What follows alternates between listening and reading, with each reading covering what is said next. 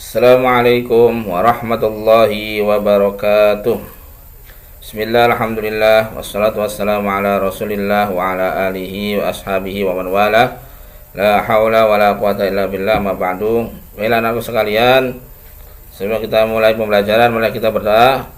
Allahumma anfa'na bima 'allamtana wa 'allimna ma yanfa'una wa zidna ilma. Amin ya rabbal alamin. Baik, pada pertemuan kali ini kita akan belajar tema 3 ya. Sudah memasuki tema 3, muatannya muatan IPA, tokoh dan penemuan ya.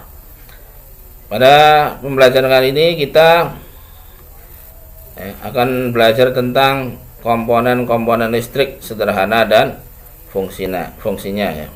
Jadi sekarang sudah memasuki tema ketiga ya. Jadi tentang listrik ya. Kita akan mengenal komponen-komponen listrik ya, yang ada pada peralatan-peralatan sehari-hari ya.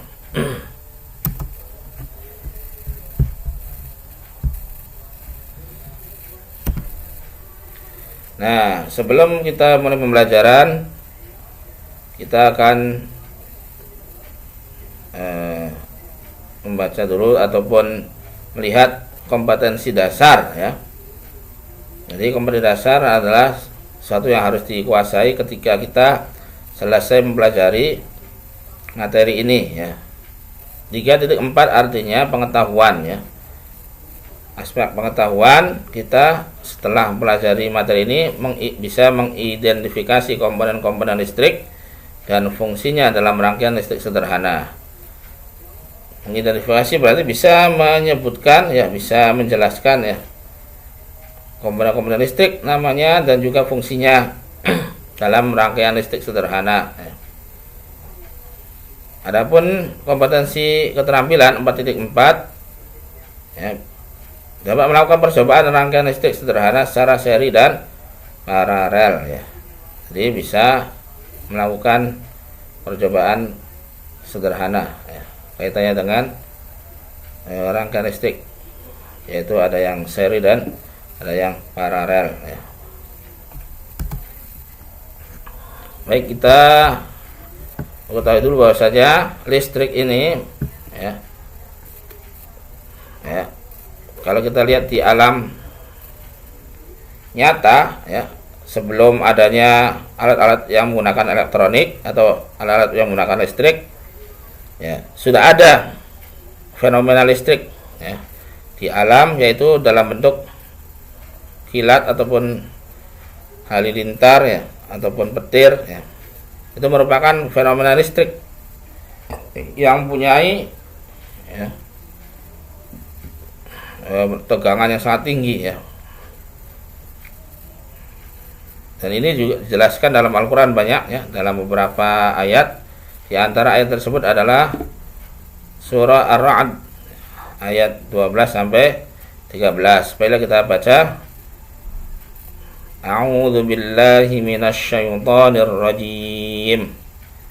Walladzi yuriikumul barqa khaufan wa tama'an wa yunshi'us sahabats thiqal. Yusabbihur ra'du bihamdihi wal malaikatu min khifatihi wa yursilus sawa'iqa wa yusibu biha man yasha'u wa hum yujadiluna fillahi wa huwa syadidul mihal. Artinya dialah Allah Rabb yang memperlihatkan kepadamu kilat untuk menimbulkan ketakutan dan harapan. Dan dia mengadakan awan mendung dan guruh ya, itu bertasbih dengan memuji Allah. Demikianlah pula para malaikat juga memuji Allah karena takut kepadanya. Dan Allah melepaskan halilintar lalu menimpakan kepada siapa yang dikehendakinya. Dan mereka beribadah pada tanda Allah, dan Allah lah Rabb yang maha keras siksanya.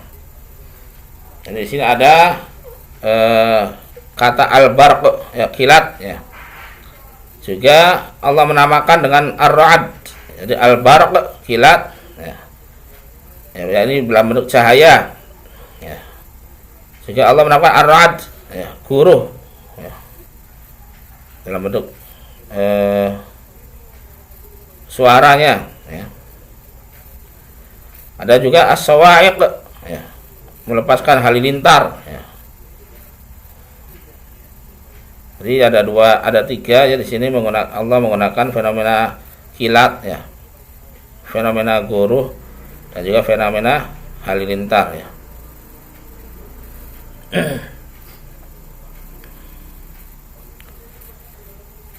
Jadi Allah yang memperlihatkan kepada kita kilat ya.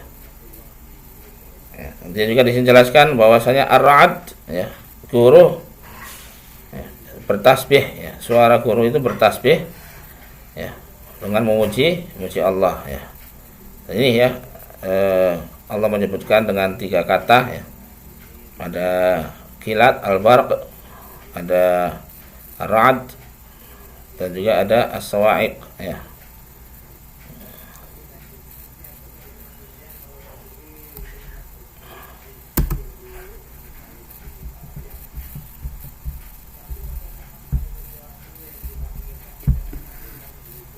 Nah, kemudian kita bisa menguji dengan sederhana listrik ya, pada alat-alat yang sederhana ya. Jadi listrik ini ada dua, ada listrik statis, ada listrik dinamis ya. Kalau yang listrik statis ya, contohnya ya, atau diam, statis artinya diam ya, yang tidak aktif ya.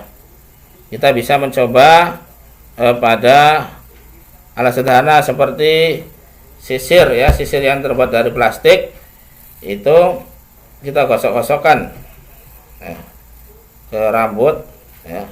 Kemudian kita potong-potong kertas-kertas kecil ya. Kemudian kita dekatkan ya, sisir yang telah digosok ke rambut, maka akan menempel kertas tadi. Nah, ini mengandung listrik, tapi listriknya listrik statis atau listrik yang diam atau listrik yang mempunyai unsur yang sangat kecil ya, listrik tersebut.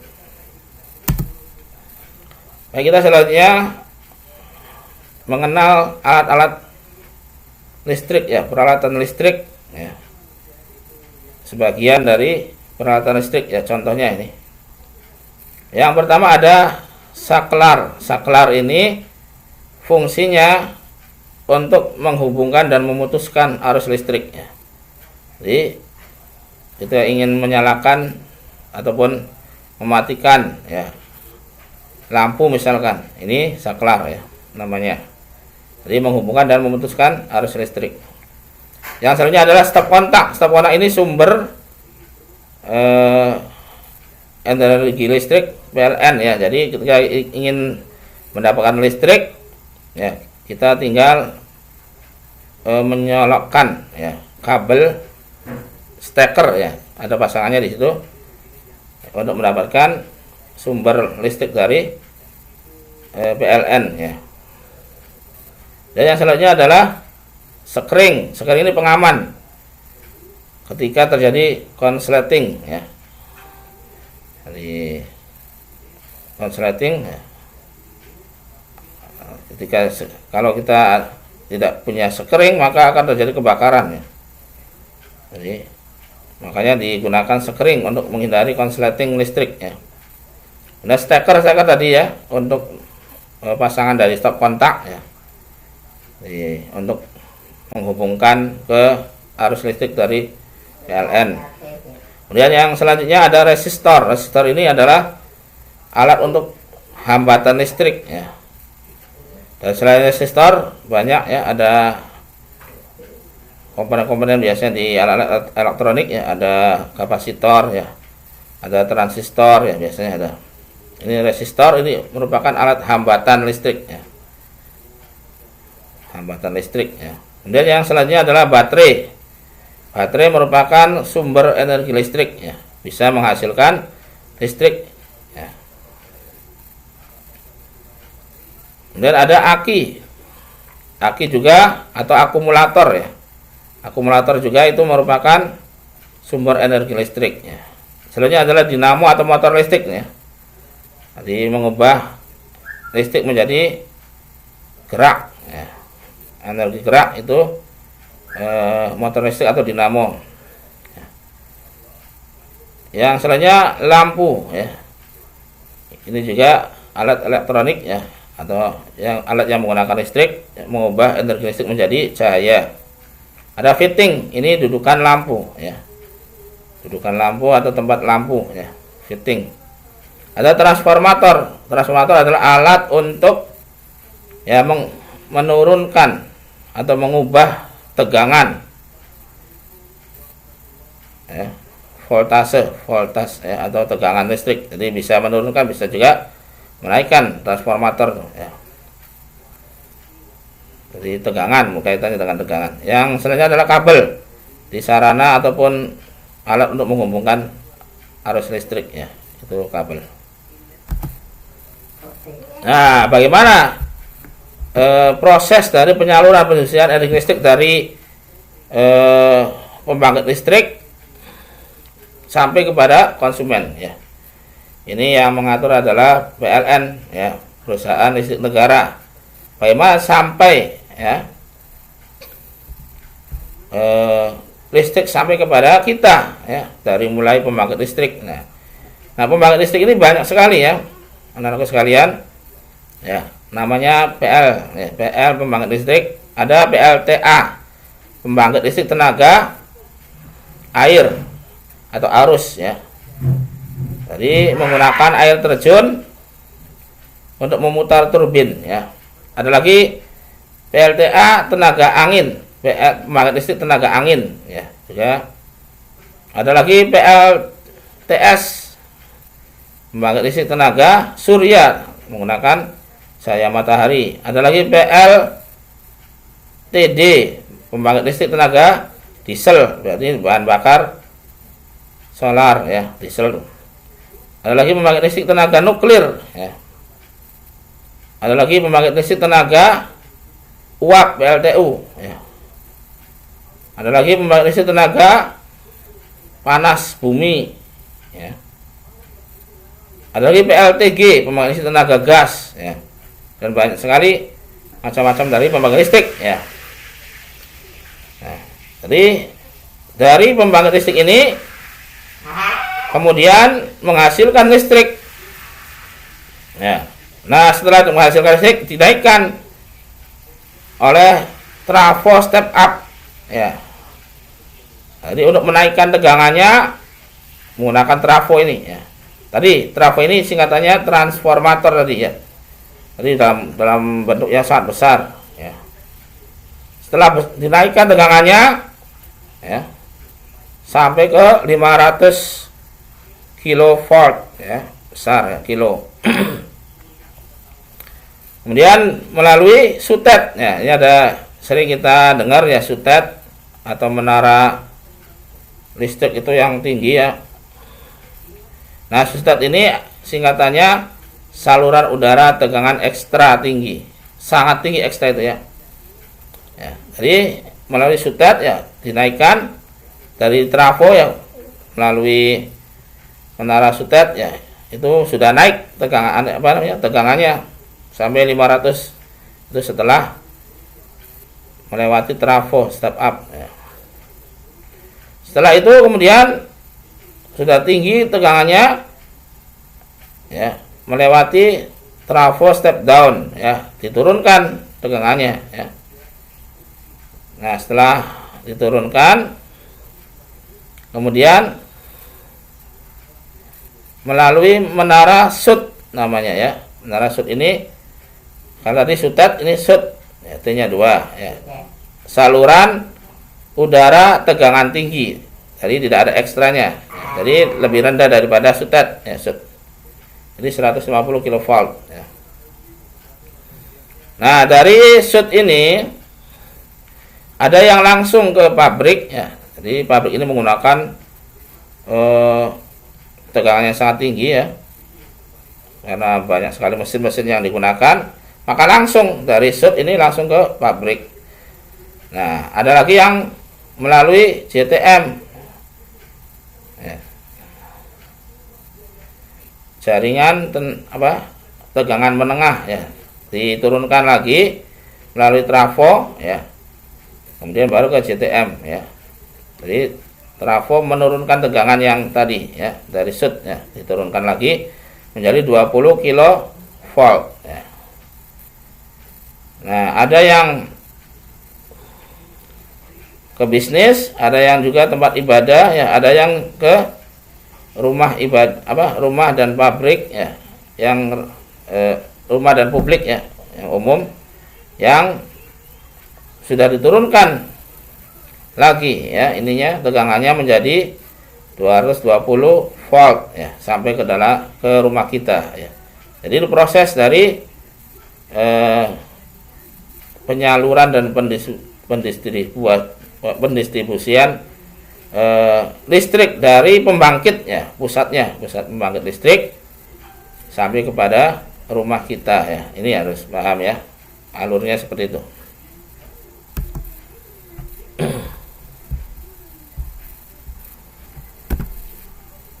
Nah, kita akan mengenal selanjutnya satuan listrik, ya. Jadi arus listrik, apa sih arus listrik? Nah, ini dijelaskan. Arus listrik adalah aliran muatan listrik pada rangkaian tertutup yang mengalir dari tempat yang berpotensi tinggi atau kutub positif ke tempat yang berpotensial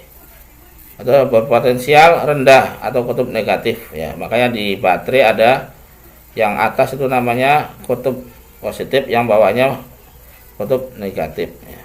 Nah, ini arus listrik yang mengalir, ya, aliran muatan listrik, ya. Adapun tegangan listrik itu perbedaan potensial antara kutub negatif dan kutub positif, ya. Karena adanya perbedaan potensial maka mengalir, ya. Karena adanya perbedaan potensial, ya. Ketika tidak ada perbedaan maka tidak mengalir listriknya. Makanya ada baterai yang habis, ya, itu berarti dia tidak ada lagi perbedaan potensial, sudah sama positif dan negatifnya, makanya tidak mengalir arusnya ataupun mati baterainya, ya. Nah, ini ada tegangan listrik, satuannya namanya volt, ya. Alatnya pengukurnya namanya voltmeter. Nah, arus listrik satuannya namanya ampere, ya. Ya, alat untuk mengukurnya namanya amperemeter. Ada lagi hambatan, ya, atau ohm. Jadi alat pengukurnya ada ohmmeter. Daya watt, ya. Ya, itunya alatnya namanya wattmeter. Nah, energi kWh seperti yang di rumah-rumah, ya, dipasang itu kWh meter, ya. Itu namanya untuk mengukur energi, ya. kWh kilowatt, ya. Ini energi untuk mengukur per hour. kWh itu kilowatt per hour. Hour itu jam, ya. Nah, ini satuan listrik yang perlu diketahui, ya. Dan yang ada di rumah kita, ya, yang untuk isi token, istilahnya itu namanya kWh meter, ya. Nah, kita masuki ke rangkaian listrik. Apa itu rangkaian listrik? Jadi rangkaian listrik adalah susunan komponen-komponen elektronika. Elektronik ini adalah alat-alat yang komponen-komponen elektronik, ya, alat yang digunakan untuk benda-benda elektronik, ya, atau benda-benda yang menggunakan listrik yang dirangkai dengan sumber listrik, ya, disambungkan dengan sumber listrik, ya, ini sumber energi listrik seperti baterai, aki, menjadi satu kesatuan yang memiliki kegunaan tertentu, ya, di sebuah sistem, ya, dan berfungsi untuk, ya, fungsi tertentu, ya. Ini namanya rangkaian listrik. Dan rangkaian listrik ini terbagi menjadi 3 berdasarkan, ya, susunan dari komponen tadi. Ada namanya rangkaian listrik seri, ada rangkaian listrik paralel, ada rangkaian listrik campuran, ya. Sekarang kita belajar tentang rangkaian listrik seri. Rangkaian listrik yang disusun sejajar dan berderet serta input listrik satu komponen berasal dari output komponen lainnya ya. Bisa dilihat dari gambarnya itu ya, berjajar ya, berjajar. Kemudian berderet ya. Ciri-ciri arus listrik mengalir tanpa melalui cabang. Jadi langsung ya. Tidak ada cabang. Arus listrik yang mengalir melalui lampu 1, melalui lampu 2. Demikian juga melalui baterai 1 kan, baterai 2. Sininya lagi, jika salah satu arus listrik dilepas, diputus, maka yang lain tidak menyala ya, alias mati. Jadi kalau seri lampu 1 dimatikan, diputus, maka lampu 2 juga mati, ataupun sebaliknya. Tadi ada yang serinya rangkaian seri dalam baterai, itu baterainya disusun secara seri ya. Dan biasanya baterai yang disusun secara seri bisa lebih kuat dayanya ya. Nah, ini rangkaian seri ya. Ada keterangan di situ saklar ya. Saklar tadi yang awal sudah jelaskan ya. Arus listrik yang berfungsi menghubungkan dan memutuskan arus listrik ya. Yang kedua, rangkaian listrik paralel ya. Rangkaian listrik yang disusun secara bercabang dan semua input komponennya berasal dari sumber yang sama ya. Lampu yang disusun secara paralel itu A ya. B-nya itu contoh baterai yang disusun secara paralel ya. Ciri-cirinya apa? Arus listrik melalui satu cabang atau lebih. Arus listrik yang melalui lampu 1 atau baterai 1 tidak melalui lampu 2 atau baterai 2. Kemudian yang selanjutnya, jika salah satu listrik dilepas atau rusak, arus listrik akan tetap mengalir melalui cabang yang lain. Nah, ini ya. Jadi kalau misalkan ya, contoh yang pertama, lampu 1 ya, contoh A ya. Kalau lampu 1 dimatikan, maka lampu 2 tetap hidup, tetap nyala ya. Nah, yang B itu baterai yang disusun secara paralel. Kalau baterai 1 dilepas, maka tetap menyala ya. Ini contoh dari rangkaian paralel ya. Dan di rumah biasanya ya paralel. Ada juga mungkin seri campuran ya. Ini ya kita akan pelajari. Misalkan kita mematikan lampu depan, maka lampu dalam biasanya masih nyala, itu namanya paralel ya. Tapi kalau kita matikan lampu ya, ruangan dalam kemudian mati semua, maka itu seri berarti ya. Nah, ini ada juga campuran dari gabungan dari seri dan paralel. Ini lampunya itu disusun secara campuran ya. Jika lampu 1 dilepas atau mati, maka lampu 2 mati, tapi lampu 3, lampu 4 tetap nyala. Kalau lampu 2 dilepas ataupun mati ya, maka lampu 1 mati, lampu 3, lampu 4 menyala ya. Jika lampu 3 dilepas, maka lampu 4, lampu 2, lampu 1 tetap nyala ya. Kalau lampu 4 dilepas atau mati, rusak ya, maka lampu 3, 2, dan 1 tetap menyala ya. Ini campuran ya. 1 dan 2 itu seri ya. 3, 4 itu paralel ya, paralel ya. Ini ya. Tadi yang ketiga ada rangkaian campuran, yakni antara seri dan paralel. Nah, perbandingan antara rangkaian seri dan paralel ya. Ada kelebihan, ada kekurangan. Rangkaian seri, kelebihannya menghemat biaya karena menggunakan sedikit kabel dan cabang ya. Sedikit kabel itu berarti hemat biayanya, biaya kabelnya. Kekurangannya apa? Kalau satu rusak, maka komponen yang lain tidak berfungsi. Lampunya satu rusak atau mati, dimatikan, maka komponen yang lain tidak berfungsi. Sebaliknya, rangkaian paralel, kelebihannya jika salah satu komponen rusak, maka komponen yang lain tetap berfungsi ya, masih tetap menyala ya. Nah, kekurangannya menghabiskan banyak biaya karena kabel yang diperlukan sangat banyak ya. Ini ya, ada kelebihan dan kekurangan masing-masing rangkaian paralel ya. Yang paling baik ya gabungan tadi ya. Ada seri dan paralel tergantung kebutuhan ya. Kemudian kita ada akan selanjutnya adalah konduktor dan isolator. Jadi bukan hanya panas dan listrik, juga ada konduktor atau isolator ya.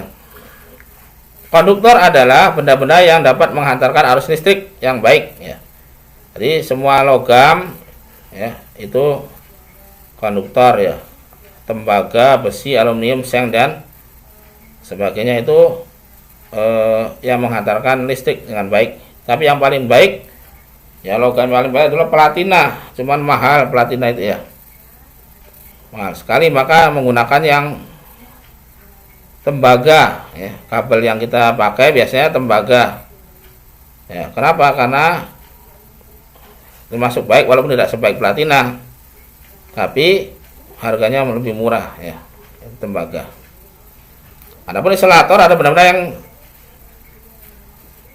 yang tidak bisa menghantarkan listrik ya. Walaupun menghantarkan juga tidak baik atau buruk ya, kurang bagus ya. Ya bukan logam ya, plastik, kayu, udara, kertas, air juga itu bisa menghantarkan listrik ya sebenarnya, cuman tidak terlalu baik ya.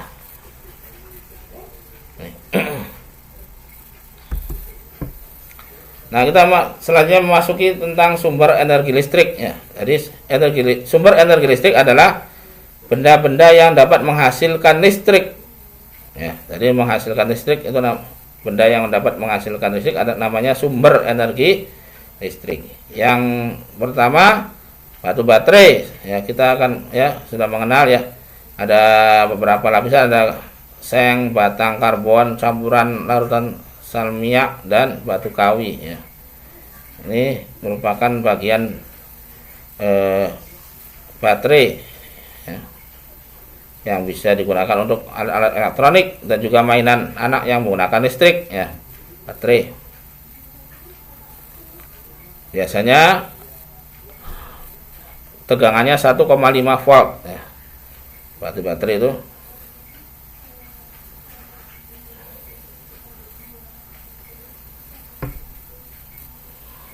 ini di sini jelaskan ya. Jadi dari baterai ini ada perubahan energi, yaitu energi kimia menjadi energi listrik ya. Karena dalam baterai ini ada unsur-unsur kimia yang kemudian ketika digunakan maka berubah dari kimia menjadi energi listrik. Dan itu di atas ada kutub positif, ada kutub negatif ya. Yang selanjutnya, yang kedua sumber energi listrik adalah akumulator atau aki ya. Ya biasa ada di motor, mobil ya, itu aki atau akumulator ya. Aki ini ada aki kering, ada aki basah ya. Kalau dari baterai itu elemen kering ya. Itu ada bagian-bagian aki ya, ada kutub positif, kutub negatif di situ ya. Ada penutup lubang angin ya. Ada wadah, ada pembatas antar sel ya. Ini juga sama ya. Jadi unsur kimia dirubah ataupun energi kimia dirubah menjadi energi listrik ya. Ini juga masih ya. Jadi ada yang 2 volt, 4 volt, 6 volt, 8 volt ya. 10 volt ya, 12 volt, banyak. Ini pilihan dari aki ya. Tegangannya ya. Volt itu tegangan tadi saya jelaskan. Bisa juga disetrum kalau habis ya, penyetruman memasukkan listrik ya.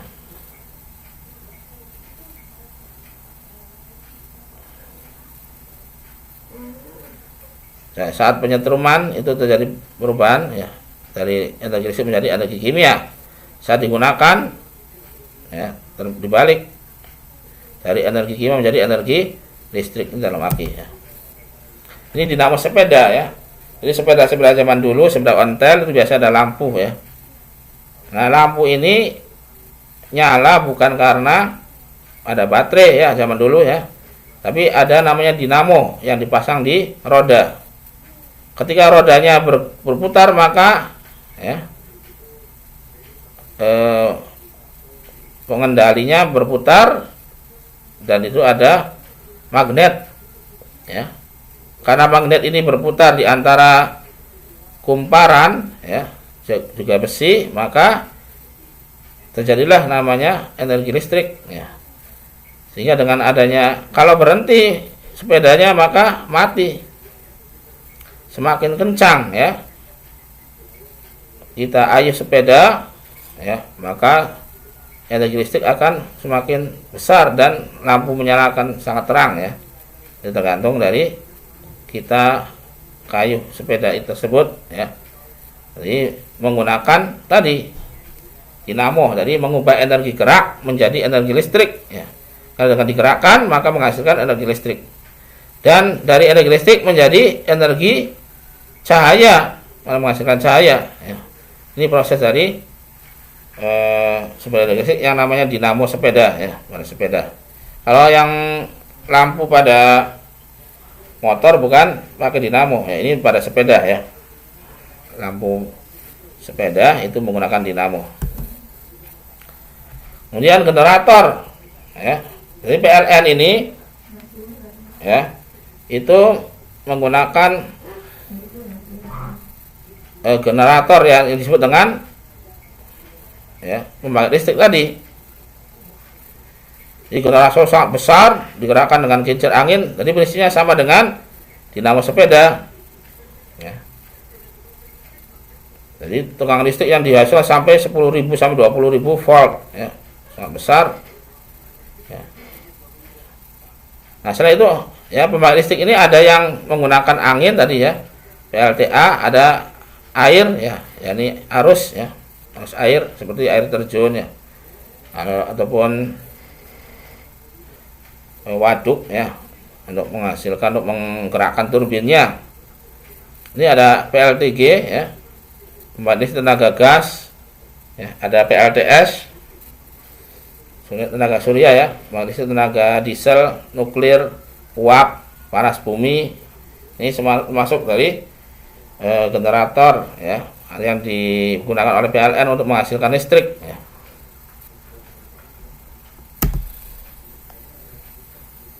Ada genset ya, genset ini dulunya menggunakan mesin diesel pakai solar ya, sekarang sudah ada yang pakai premium atau bensin ya. Jadi genset ini ketika mati lampu dari PLN, mati lampu, kita bisa menggunakan genset ya. Ada yang sangat besar seperti di gambar, ada juga yang kecil ya, digunakan untuk ya, biasanya di minimarket ya, biasanya kalau mati lampu menggunakan genset ya. Genset sendiri ya, singkatan dari generator set ya. Ya tadi prinsipnya seperti tadi ya. Jadi untuk menggerakkan itu menggunakan bahan bakar kalau di sini ya. Jadi ada yang solar dan yang bensin ya. Itu juga menghasilkan namanya sumber energi listrik ya, termasuk ya. Jadi ada beberapa perubahan energi pada genset ini. Yang pertama dari kimia, yakni bensin menjadi gerak ya. Dari gerak berubah menjadi energi listrik ya. Dari listrik nanti jadi berubah lagi energi cahaya ya, lampu bisa menerangin ya, atau energi listrik lainnya ya. Nah, selanjutnya adalah manfaat energi listrik banyak sekali ya. Pada zaman sekarang ya, listrik ini menjadi kebutuhan pokok ya, karena hampir seluruh peralatan rumah tangga menggunakan listrik ya. Ya, untuk mencuci pakai mesin cuci listrik ya, untuk menyetrika ya juga harus pakai setrika listrik ya.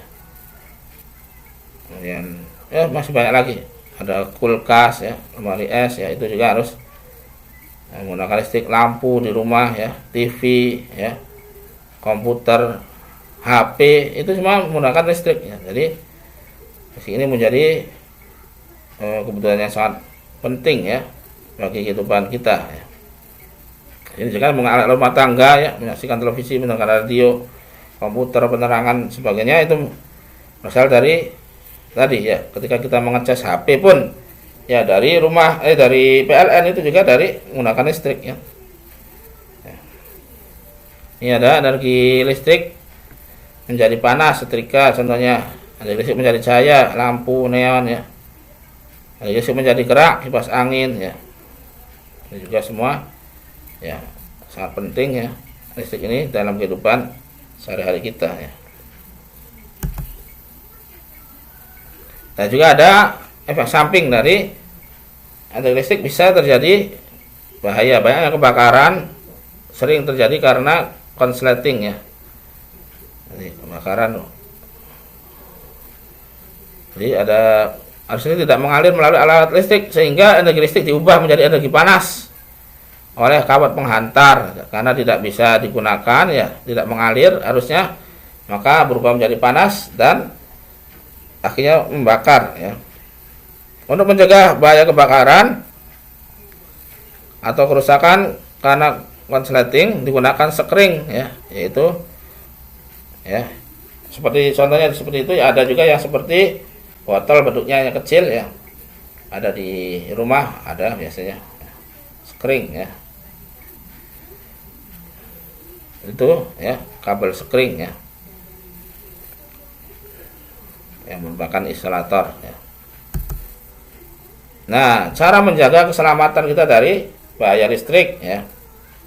Yang pertama, jangan menyalakan peralatan listrik di tempat yang lembab atau basah, karena air sebagaimana tadi walaupun isolator tapi juga dia menghantarkan listrik walaupun tidak besar ya. Karena yang air ini bisa menghantarkan listrik ya. Selanjutnya, gunakan alas kaki ya dari karet ketika setiap kali bekerja dengan peralatan listrik ya, karena ini merupakan isolator ya karet ini. Jika ada peralatan listrik yang rusak, jangan mencoba memperbaikinya sendiri, mintalah ahli elektronik ataupun dimatikan dulu ya sekringnya ataupun KWH-nya. Jangan memasukkan benda-benda logam ya ke dalam lubang stop kontak, karena itu bisa menyebabkan mengalirnya listrik ya, dan bisa terjadi setrum ya, menyetrum. Apabila peralatan listrik mengeluarkan asap atau mencium bau terbakar, segera matikan alat tersebut ya. Kalau itu berarti ada masalah pada alat tersebut ya. Hindari kabel yang terkelupas ya. Kabel yang terkelupas bisa jadi strum ya ke tubuh kita. Nah, kita karena listrik ini juga menggunakan biaya ya, kita apalagi sekarang ya harga listrik ya ataupun biaya listrik ini sangat mahal ya, naik berkali-kali lipat ya. Nah, kita harus menghemat ya penggunaan dari energi listrik ini ya, karena ada slogan hemat energi, hemat biaya ya.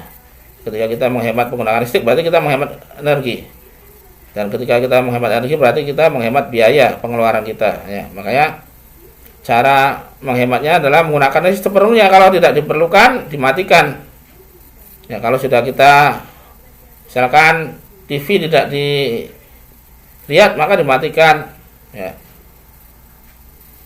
Kemudian juga charger kalau misalkan tidak dipakai dicabut ya. Begitu juga peralatan yang lain ya, kalau digunakan maka dimatikan. Dia menggunakan lampu dengan daya yang sangat rendah ya. Lampu neon ya itu lebih rendah daripada lampu bolam ya, yang kuning itu, karena itu lampu bolam menggunakan panas yang sangat besar, diperlukan panas ya, maka dayanya pun besar. Maka kita gunakan yang rendah dayanya. Dan tidak terlalu sering menghidupkan dan mematikan ya. Jadi tidak sering menggunakan atau mematikan dan menghidupkan, karena itu bisa memakan daya yang sangat tinggi. Ya, seperti setrika ini besar ya, karena setiap panas ya itu menggunakan listrik yang sangat besar.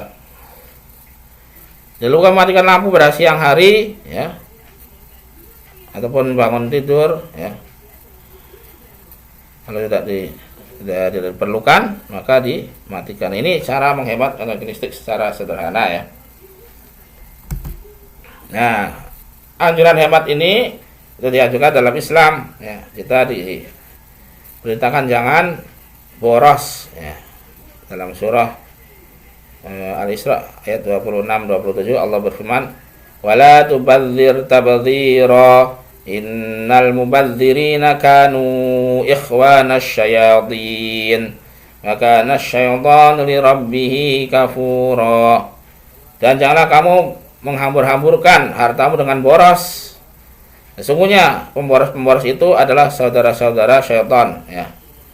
Dan adalah syaitan sangat ingkar kepada Tuhannya, sangat kufur terhadap Tuhannya. Maka kita jangan meniru perbuatan syaitan ya. Ini berbuat boros, membuang-buang energi tanpa diperlukan, itu termasuk ya perbuatan boros. Dan perbuatan boros ini adalah perbuatannya syaitan ya, sehingga kita menjadi saudara-saudaranya syaitan. Dan syaitan ini termasuk makhluk yang paling ingkar kufur terhadap Allah Subhanahu wa ta'ala. Maka kita jangan berlaku boros ya, itu dengan menghemat energi listrik ya.